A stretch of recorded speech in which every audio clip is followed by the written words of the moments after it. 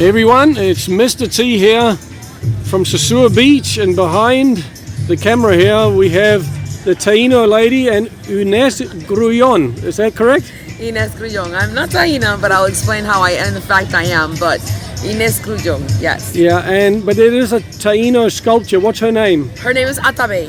Atabe. Atabe. And that has a meaning?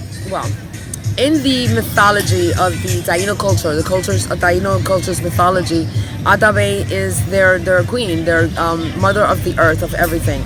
In their history and their mythology, Atabe gave birth to the ocean. Wow. Atabe also gave birth to Yukahu, who gave the indigenous people in their beliefs, that's where their corn and their yuca came from. So that not only was there water providence for the water, and she's the queen of whatever, but she also brings about providence. So she is the god of the Taino culture. Very interesting. Now, how much does she weigh? She's made of steel and concrete there. Atabe weighs more than 10,000 pounds. The base itself that she's going to be going on weighs about 90,000 pounds. She's 15 feet tall. Together with the base, she'll be 19 feet tall. This is the biggest structure ever constructed as an artificial for corals inside the ocean. Yeah. There isn't one in the world that is this big, that has been put into the ocean. Let me just give him another little quick glance at her. Rises up there amongst the palm trees and right down to the feet there. So tell me, what's the project? It's called, the handle is @Global Coralition. Okay, Global Coralition is a non-profit organization who has a vision of uniting art with culture and with preserving our marine life. Basically, and not only that, it's a project that also brings tourism for the local area wherever any of these statues are being built. She becomes an artificial reef where we will be putting coral in her, around her, and all around these metal structures that are around over here, which are treated specially with things that do not harm our environment. And we hope that she gets deployed this 24th. It's a lot of machinery, it's a lot of cranes involved, and big boats and barges, and it's a big project, and we're hoping to get it all done. But for that, we need funding.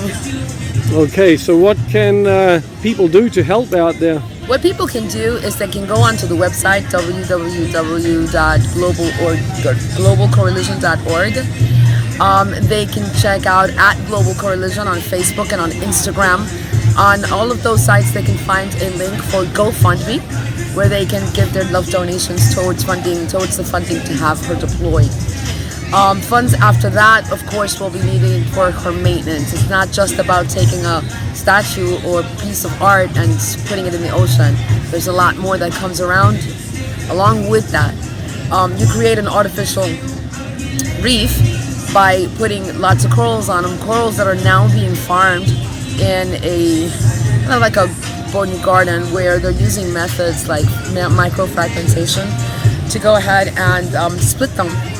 And it's like making little clones, and the microfragmentation itself just accelerates the whole process, accelerates the growth of the coral from anywhere between 25 to 50%. So this gets put on Atabe.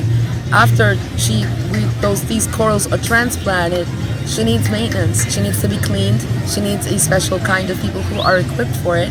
So we are prepared to, along with the community, continue to educate and raise consciousness about keeping our rivers clean, about the minimum use of plastics, why you can't pour gasoline into the ocean, into the rivers, why not burn big rubber tires. It's all a matter of education. Well, any other last words? Because after you've been on camera here, we're going to have your specialist on how to clean up the rivers coming on. So anything else you would like to? Basically, yeah, it's not just Kara with the project for the cleaning of the rivers. That's still at an experimental stage. It's an awesome idea. There are plenty of people out here in the community who are also working on projects that are similar to that we are working conjunctively with, to try to make our ocean and our marine life much more cleaner. For that, again, we do need help. It's going to be a beautiful, beautiful, beautiful underground garden under the sea where are the guys that like to do scuba diving and the snorkeling. So it's a tourist attraction at the same time. And that does need to be maintained and taken care of. We've had full cooperation from a whole bunch of people. There were over 50 hands in this structure alone, just by people that donated their time. Now we need donating of money. So what you can do is you can go onto our Global Coralition handle on Instagram, and there is a link there for the GoFundMe, and you can help us out that way. You can also help us out by taking care of your garbage, by recycling, and by anyone who you see who's not, simply let them know, educate them, spread the word. Fantastic. Thank you so much for your wise words and informing us about all of this. This is really cool, and we wish you all the very best with getting her placed where she needs to please everyone. And now we're going to go over to your colleague. Do you want to introduce her? Her name is Cara Sierra. Yeah. She's an awesome young lady. Very smart, who just wants to make it a better place for all of us. And I do thank you for your time. You're most welcome. Thank you, Mr.T. Hey everyone, I'm here with another part of the team, Sierra. Thank you very much for jumping on camera. Now, you're doing your angle on all of this because you have some skills that some of the team members don't. You also help, apart from the reef, clean up rivers, etc. I would love to hear how you guys do that and why you're doing that. Thanks, no problem. Yes, I've been an artist with Atebe for some months now, and we're helping to make her, for the coral reef restoration, has been a primary aspect of the project, although the project for Atebe, which means Mother Earth, in connection to Mother Earth, we're also incorporating other interconnected aspects, because the ocean affects so many different ecosystems, and so many different ecosystems affect the ocean. So there's a project that we're doing called the mud ball technology to help the Rio Sosua, the Sosua River, because that leads right here into Sosua Bay. So this is the river mouth that goes into this bay right here. So to help the coral here, we're going to help the river too. And you know, all pathways from mountains and such bodies of water lead to the ocean. And so that's why it's important to adjust the rivers. And so the mud ball technology is a wonderful, simple recipe that's been a grassroots movement for over 20 years now. It started in a happy accident in a scientist laboratory in Japan, and then some grassroots folk in Malaysia heard about it, and they applied it for the Penang River. And so this is the background on the mud ball technology. And the group of people that did it for the Penang River, it took them 3 years, and they called it 1,000,000 mud balls from Mother Earth, or 1,000,000 apologies from Mother Earth, in a way that this river was unfortunately heavily polluted with septic system and heavy toxins, and so many rivers around the planet are heavily polluted with septic situation, and the nitrates from fertilizers. You know, there's so many different toxins from the soaps we use to industrial level and home level. So every way that we can become mindful of the chemicals we use in the house and the chemicals we buy and support in different industrial methods, those are ways to help the rivers. So just trying to get more organic and using simple things like vinegar or lemon or even grapefruit, those can be powerful cleaners. So in any case, the mud ball technology is a powerful cleaner with the simple technology of probiotics and fungi. So it's pretty sweet. It's just, you just need to use a local dirt source is the bulk of the recipe, and then a portion of bokashi, which is fermented compost. So that's like wood fibers and vegetable fibers, organic fibers that breaks down for a few months, and that becomes bokashi. Bokashi is a Japanese word that means fermented compost. And then a probiotic mixture called EM, which is like and then you activate it. So the EM is the microorganism, like an agricultural product that we bought. I'm sure one can make it. It's like got yeast and other microorganisms, and these microorganisms then get activated with molasses, and you can make a bunch. So this is a very affordable recipe where for under $100 you can make up to 2,000 balls, and one ball about this size can clean a meter and a half, a square or a cubic meter and a half.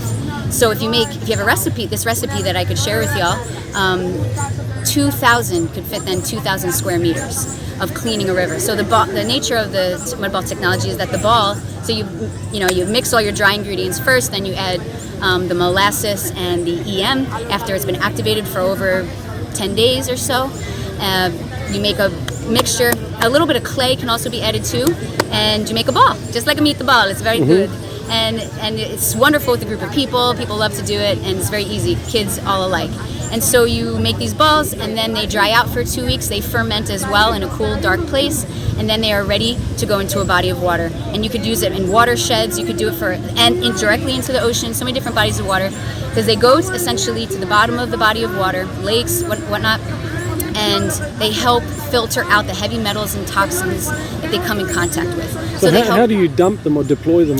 We throw them, so it's super fun. You just launch the mud balls into the river or body of water, and they sink to the bottom, and over a period of time, they're like a filter. So the water that flushes through and the sediment that's on the bottom, that also can get filtered or affected by the water absorption of this recipe.